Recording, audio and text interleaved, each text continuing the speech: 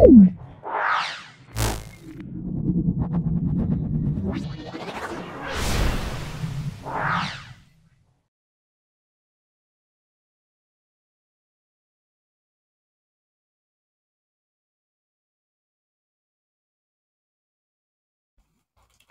নাও, আজকে আমরা 7 নম্বর school Belda Gangadhar academy এবং সত্যময়ী গার্লস হাই স্কুল সলভ করছি।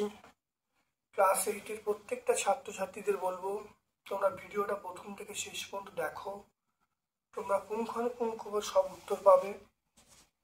ভালো করে দেখে নাও। চলে এসো আজকে প্রথম প্রশ্নে। স্প্রিং তুলার সাহায্যে, মনে রাখবে, স্প্রিং তুলার সাহায্যে পরিমাপ করা হয় বস্তুর ভার। তাহলে স্প্রিং তুলার সাহায্যে পরিমাপ কি করি? বস্তুর ভার পরিমাপ করা হয়।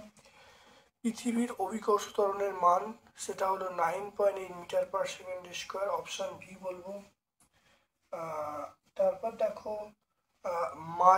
মার্কিউরাস ক্লোরাইড, মার্কিউরাস ক্লোরাইডের সংকেত কি হলো? মার্কিউরাস ক্লোরাইড এর সংকেত হলো HgCl2, অপশন বি। সেটা মার্কিউরাস ক্লোরাইডের সংকেত হলো Hg2Cl2। তাহলে মনে রাখবে সংকেতটা হলো Hg2Cl2। মার্কিউরাস ক্লোরাইডের সংকেত আমরা কি বলবো?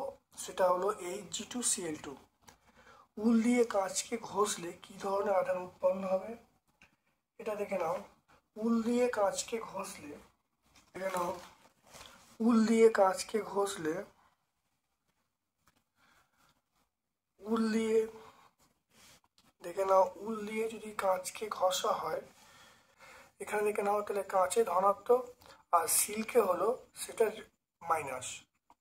এবারে চলে এসো, তাহলে কাঁচকে সিল্ক দিয়ে ঘষলে তাহলে কাঁচে ধনাত্মক, সিল্কে ঋণাত্মক উৎপন্ন হচ্ছে। দেখে নাও, উলের মাফলার দিয়ে কাঁচকে ঘষা হলো, তাহলে দেখো মাফলারে ধনাত্মক আর কাঁচে ঋণাত্মক তৈরি হবে। তাহলে এখানে আমরা চলে আসবো, উল দিয়ে কাঁচকে ঘষলে কাঁচে ঋণাত্মক, কাঁচে ঋণাত্মক আধান তৈরি হয়। পরমাণুর ভর সংখ্যা বলতে কি বোঝো? পরমাণুর ভর সংখ্যা কাকে বলে? পরমাণুর ভর সংখ্যা দেখে নাও, মৌলের নিউক্লিয়াসে, দেখে নাও, মৌলের নিউক্লিয়াসে উপস্থিত প্রোটন ও নিউট্রন সংখ্যা যোগফলকে ভর সংখ্যা বলা হয়। দেখতে পাচ্ছ পেজ নাম্বার 80-তে তোমরা পেয়ে যাবে। NO2, NO2 এর বর্ণ কেমন? NO2 এর বর্ণ, এটা আমরা বলবো বাদামি। NO2 এর বর্ণ আমরা বলবো বাদামি। স্টেনলেস স্টিলের উপাদান, স্টেনলেস স্টিলের উপাদান এটা লোহা এবং ক্রোমিয়াম, লোহা, ক্রোমিয়াম।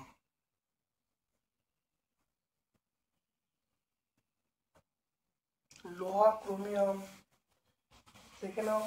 স্টিল, দেখো, লোহা, ক্রোমিয়াম এবং কার্বন, সামান্য কার্বন থাকে। লোহা ক্রোমিয়াম বেশি থাকবে, তার সঙ্গে সামান্য কার্বন থাকবে। তাই লোহা, ক্রোমিয়াম এবং কার্বন। 1SU, 1SU এর সংজ্ঞা,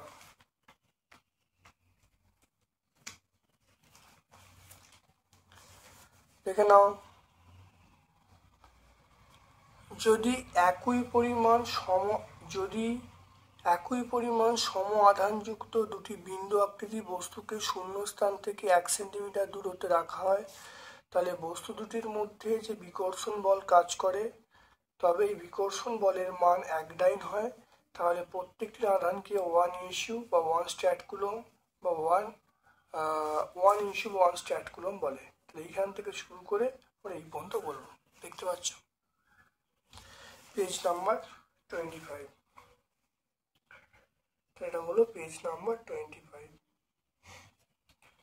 একটি ধাতুর নাম করো, যার চিহ্ন লেখো যা মানব দিয়ে বিষক্রিয়া সৃষ্টি হয়। এটা আমরা বলবো, আমরা সীসা বলবো। এটা হলো সীসা, সীসা বলবো, যার সংকেত হলো পিবি, বা লেডও বলতে পারি, লেড বলতে পারি, সংকেত হলো পিবি। তারপর দেখো, বল নয় ড্যাশ দিয়েই ঠিক করা হয় তরলের প্রবাহের অনুমান, এটা আমরা বলবো চাপ। চাপ দিয়ে ঠিক করা হয় তরল প্রবাহের অনুমান। ভিন্ন ভিন্ন মৌলের যেসব পরমাণুতে ভরের সামান্য পার্থক্য থাকলেও তাদের পার্থক্য ড্যাশ সমান হয়, তারা পরস্পরের আইসোবার। এটা আমরা বলবো আইসোবার বলতে ভর সংখ্যা সমান। তো এটা আমরা আইসোবারের সংখ্যা হলো ভর সংখ্যা সমান। প্রোটন ভরের আলাদা, মানে ভরটা আলাদা কিন্তু ভর সংখ্যা একই হবে, এটা আমরা বলবো ভর সংখ্যা। 1 কেজি ভরের বস্তুকে পৃথিবী ড্যাশ বলে টানে। 1 কেজি ভরের বস্তুকে পৃথিবী, এটা হলো 9.8 এম, তাহলে 1 ইন্টু 9.8 ভর ইন্টু অভিকর্ষ ত্বরণ, তাহলে কত হবে 9.8 নিউটন। তাহলে 1 কেজি ভরের বস্তুকে পৃথিবী 9.8 নিউটন বলে টানে। আচ্ছা, খাবার সোডা, খাবার সোডার সংকেত কি? খাবার সোডার সংকেত এটা মনে রাখবে Na। খাবার সোডার সংকেত হলো NaHCO3। খাবার সোডা NaHCO3, এটা খাবার সোডার সংকেত। আর এইটা নিশাদল, তাহলে নিশাদলের সংকেত হলো, নিশাদলের সংকেত আমরা বলবো NH4Cl। তাহলে খাবার সোডার সংকেত হলো NaHCO3 আর নিশাদলের সংকেত হলো NH4Cl। ধাতু অধাতু তিনটি পার্থক্য লিখতে বলছি।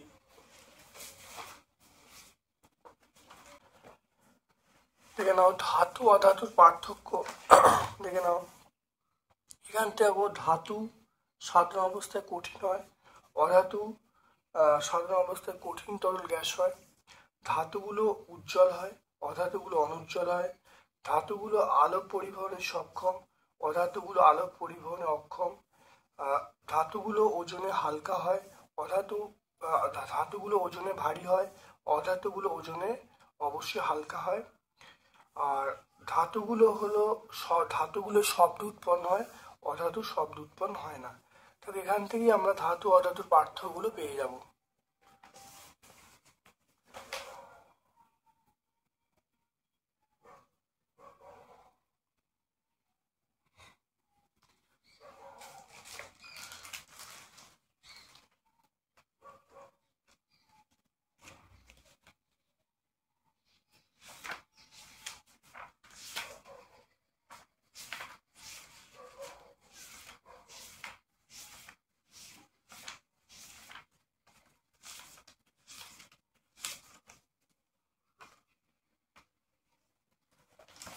দেখে নাও এরপর দেখো আইসোটোপ কাকে বলে। দেখে নাও আইসোটোপ কাকে বলে। আইসোটোপ হলো যেসব যেসব পরমাণু প্রোটন সংখ্যা সমান কিন্তু নিউট্রন সংখ্যা আলাদা, তারা পরস্পর আইসোটোপ। যেমন 1H1, 2H1, 3H1, এগুলো পরস্পর আইসোটোপ। তারপরে দেখো প্লবতা কাকে বলে। প্লবতা কাকে বলে? কোনো বস্তুকে তরল পদার্থে আংশিক বা সম্পূর্ণরূপে নিমজ্জিত করলে তরল পদার্থ বস্তুর উপর লম্বভাবে একটু ঊর্ধ্বমুখী বল প্রয়োগ করে, ঊর্ধ্বমুখী বলকেই প্লবতা বলে। তাহলে এটা আমরা পাবো সহায়িকায় 22 পেজে পাবো। তারপর দেখো স্থির তড়িৎ এবং নিউক্লিয় বলের দুটো পার্থক্য। স্থির তড়িৎ বল আর নিউক্লিয় বল।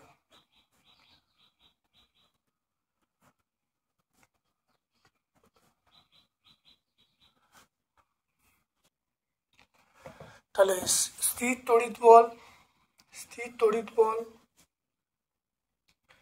এটা আকর্ষণ, স্থির তড়িৎ বল আকর্ষণ বা বিকর্ষণী বল, আকর্ষণ বা বিকর্ষণী বল। আর নিউক্লিয় বল শুধুমাত্র আকর্ষণী বল।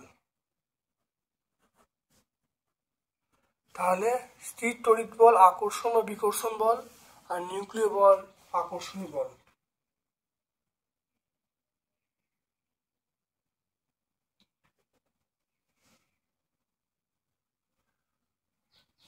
আর স্থির তড়িৎ বল এটা কাজ করে, এটা হলো দুটি তড়িৎগ্রস্ত বস্তুর মধ্যে, দুটি তড়িৎগ্রস্ত বস্তুর মধ্যে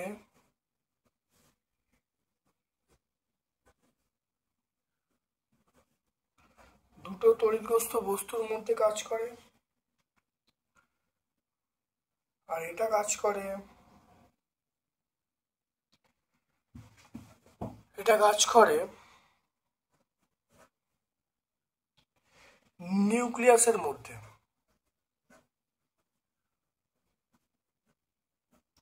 নিউক্লিয়াসের মধ্যে কাজ করে নিউট্রন ও প্রোটনের মধ্যে। নিউক্লিয়াসের মধ্যে নিউট্রন ও প্রোটনের মধ্যে কাজ করে, নিউট্রন প্রোটনের মধ্যে কাজ করে। দেখতে পাচ্ছ? তাহলে এটা হলো আকর্ষণী, এটা হলো আকর্ষণী, এটা আকর্ষণ বিকর্ষণ দু ধরনের বল, এটা শুধুমাত্র আকর্ষণ বল। আর এটা হলো তড়িৎগ্রস্ত বস্তুর মধ্যে কাজ করবে স্থির তড়িৎ বল, আর নিউক্লিয় বল নিউক্লিয়াসের মধ্যে কাজ করবে, নিউট্রন ও প্রোটনের মধ্যে কাজ করবে।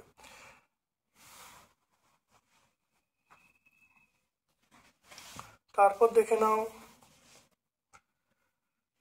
পয়েন্টটা দেখে নাও, মহাকর্ষ, দেখো মহাকর্ষ ধ্রুবক, অথবা প্রশ্ন দেখে নাও মহাকর্ষ, দেখো সর্বজনীন গ্যাস ধ্রুবক এবং পৃথিবী অভিকর্ষ ত্বরণের মধ্যে সম্পর্ক নির্ণয় করতে বলেছেন। দেখে নাও, আমরা এইটুকু করব। দেখো আমরা জানি বস্তুর ভর m, এবং দেখো বস্তুর উপর ক্রিয়াশীল অভিকর্ষ বল F সমান gmm বা r²। বস্তু যে mg, তাহলে আমরা mg সমান করে দিলাম, তাহলে gmm বা r² সমান mg, তাহলে mm ক্যান্সেল হয়ে গেল, তাহলে g সমান gm বা r²। আমরা এইটুকু প্রমাণ করি, 1 নম্বর সমীকরণ মতো প্রমাণ করলে উত্তর চলে আসবে। এটা পেজ নাম্বার 31, 31 তোমার পেয়ে যাবে।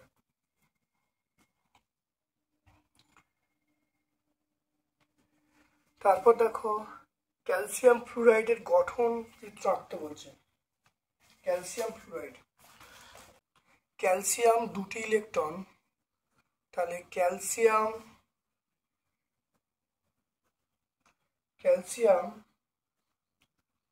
দুটি ইলেকট্রন বর্জন করে,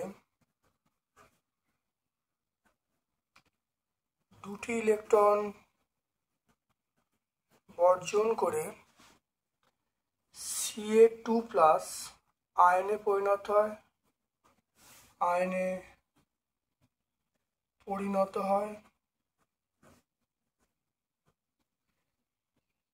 ক্যালসিয়াম দুটি ইলেকট্রন বর্জন করে Ca2+ আয়নে পরিণত হয়। তাহলে ফলে ক্যালসিয়াম 2+ আয়নের কে কক্ষে দুটি ও এল কক্ষে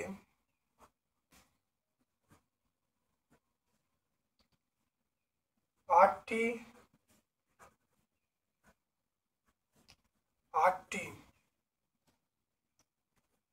ইলেকট্রন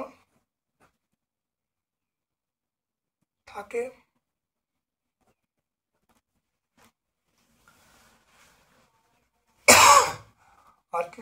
ইলেকট্রন থাকে,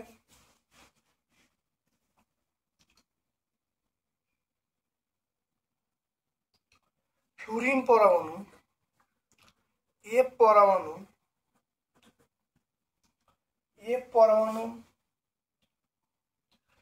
ইলেকট্রন গ্রহণ করে একটি ইলেকট্রন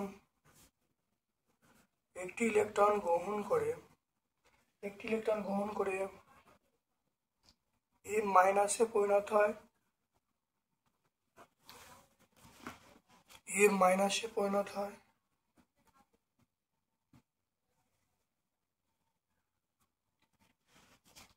তাহলে কি হবে? তাহলে ক্যালসিয়াম দুটি ইলেকট্রন বর্জন করে Ca2+, আর এফ একটি ইলেকট্রন বর্জন করে এম মাইনাস উৎপন্ন হয়, একটি ইলেকট্রন গ্রহণ করে এম মাইনাসে পরিণত হয়। তাহলে কি হবে যৌগটা দেখো Ca2+ আর +2F-, এটা করলে যৌগটা যেটা উৎপন্ন হচ্ছে সেটা হলো CaF2। এই যৌগ উৎপন্ন হলো, এই যৌগটা হলো আয়নীয় যৌগ, এই যৌগটার নাম হলো আয়নীয় যৌগ উৎপন্ন হলো। জলের সঙ্গে ক্যালসিয়াম বিক্রিয়া করে সোডিয়ামের মতো তীব্র হয় না কেন? জলের সঙ্গে ক্যালসিয়াম বিক্রিয়া সোডিয়ামের মতো তীব্র হয় না কেন? অথবা প্রশ্নটা, ক্যালসিয়ামের সঙ্গে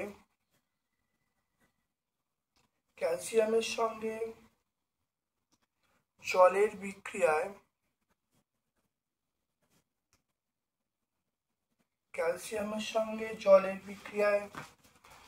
ক্যালসিয়াম হাইড্রোক্সাইড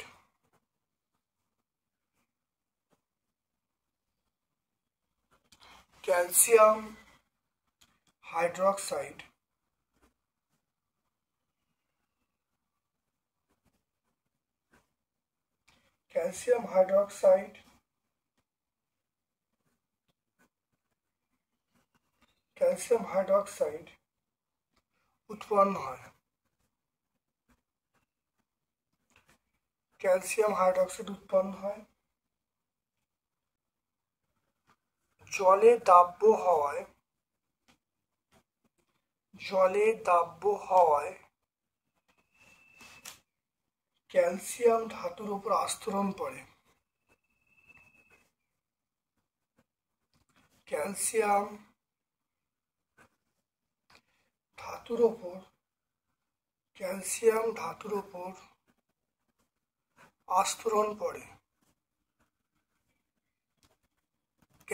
ধাতুর উপর আস্তরণ পড়ে। ফলে কিছুক্ষণের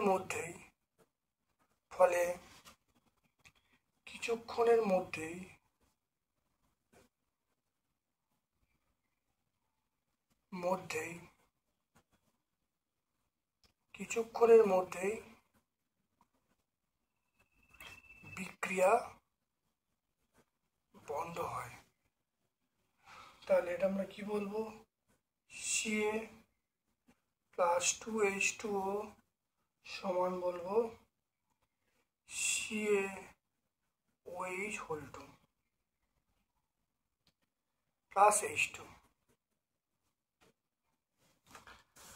তাহলে কেন ক্যালসিয়ামের সঙ্গে জলের বিক্রিয়া ক্যালসিয়াম হাইড্রোক্সাইড উৎপন্ন হয়, এই ক্যালসিয়াম হাইড্রোক্সাইড জলে দাব্য হয়, এই ক্যালসিয়াম ধাতুর উপর আস্তরণ পড়ে, ফলে কিছুক্ষণের মধ্যে বিক্রিয়া বন্ধ হয়ে যায়। তাহলে বিক্রিয়াটা আমরা লিখলাম Ca+2H2O সমান CaOH2 প্লাস H2। চলে এসো লাইফ সায়েন্সের পোর্শনে। দেখে নাও আরএনএর পুরো অর্থ কি? এটা বলবো রাইবো নিউক্লিক অ্যাসিড। আমরা বলবো রাইবো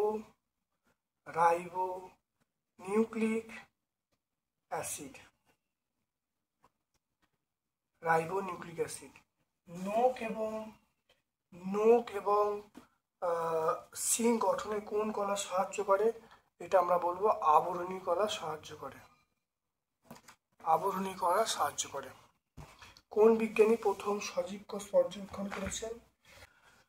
দেখে নাও 1674 খ্রিস্টাব্দে ডাচ বিজ্ঞানী ভ্যান লিওনক সজীব কোষ পর্যবেক্ষণ করেছেন। এটা সহায়িকায় আমরা 279 পেজে পাবো। কোন কলা প্রাণীদের অঙ্গ প্রত্যঙ্গের সঞ্চালন ঘটায়? অঙ্গ প্রত্যঙ্গের সঞ্চালন ঘটায় কোন কলা? অঙ্গ প্রত্যঙ্গের সঞ্চালন ঘটায়? এটা আমরা বলবো পেশি কলা।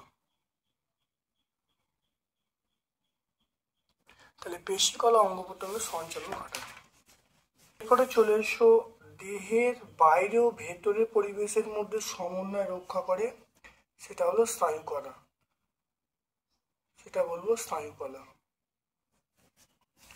ড্যাশ থেকে গলগি বডির সৃষ্টি হয়, এটা বলবো এন্ডোপ্লাজমীয় জালিকা।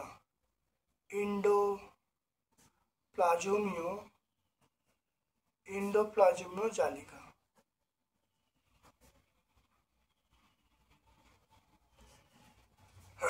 তারপরে চলে এসো, কোন অঙ্গাণু খাদ্য থেকে শক্তি মুক্ত করে? সেটা হলো মাইটোকন্ড্রিয়া। দেহের বর্জ্যকে মূত্রের মাধ্যমে বার করে দেয়। যে অঙ্গ তাকে বলো বৃক্ক। ফল এবং ফুলের বর্ণ নিয়ন্ত্রণ করে, সেটা হলো ক্রোমোপ্লাস্টিড।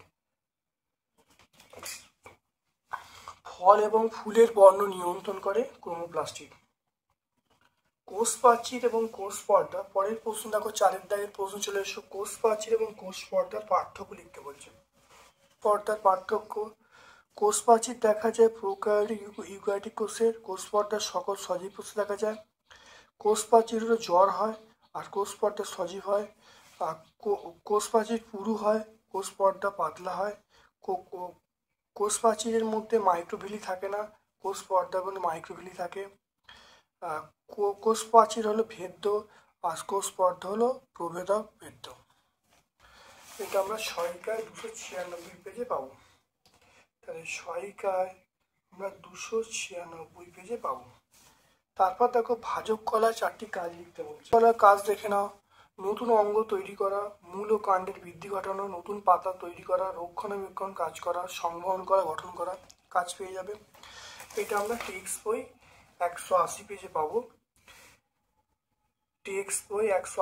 পাবো।